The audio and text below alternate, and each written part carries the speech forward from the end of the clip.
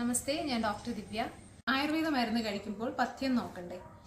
പൊതുവെ ആളുകൾക്കുള്ള ഒരു സംശയമാണിത്. നമുക്കിന്ന് പഥ്യാപഥ്യങ്ങളെ കുറിച്ച് നോക്കാം.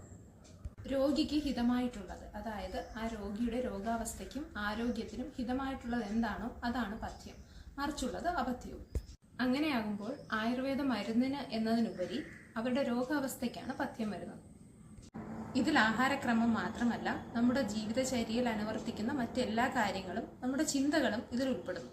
ശരിക്കും പറഞ്ഞാൽ എല്ലാ മരുന്നുകൾക്കും പഥ്യം നോക്കേണ്ട കാര്യമില്ല. പക്ഷേ ഒരു രോഗാവസ്ഥയിലൂടെ കടന്നു പോകുമ്പോൾ അതിന് ഹിതമായിട്ടുള്ള കാര്യങ്ങൾ നമ്മൾ അനുവർത്തിക്കേണ്ടതുണ്ട്. ചിലപ്പോൾ പഥ്യം നോക്കാതെ തന്നെ രോഗലക്ഷണങ്ങൾ മാറിയേക്കാം. പക്ഷേ അതേ അബദ്ധങ്ങൾ തുടർന്നുകൊണ്ടിരിക്കുകയാണെങ്കിൽ ആ രോഗം വീണ്ടും നിങ്ങൾക്ക് ഉണ്ടാകും. ഓരോ രോഗാവസ്ഥയിലും അനുവർത്തിക്കേണ്ട പഥ്യാപഥ്യങ്ങളെക്കുറിച്ച് ആചാര്യന്മാർ വിശദമായി തന്നെ പറഞ്ഞിട്ടുണ്ട്. കൂടുതലായും രോഗങ്ങൾ അഗ്നിമാന്ദ്യം, അതായത് ദഹനം ശരിയാകാത്തത് മൂലമാണ് ഉണ്ടാകുന്നത്.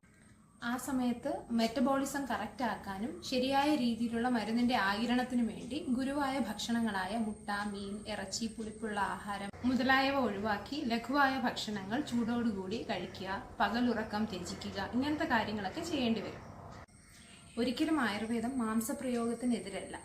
മാംസം ഔഷധമായി ഉപയോഗിക്കുന്ന സന്ദർഭങ്ങൾ വരെയുണ്ട് പല രോഗങ്ങളിലും. പക്ഷെ ഒരാളുടെ രോഗാവസ്ഥ അനുസരിച്ച് പലപ്പോഴും ഒഴിവാക്കേണ്ടി വരാറുണ്ട്.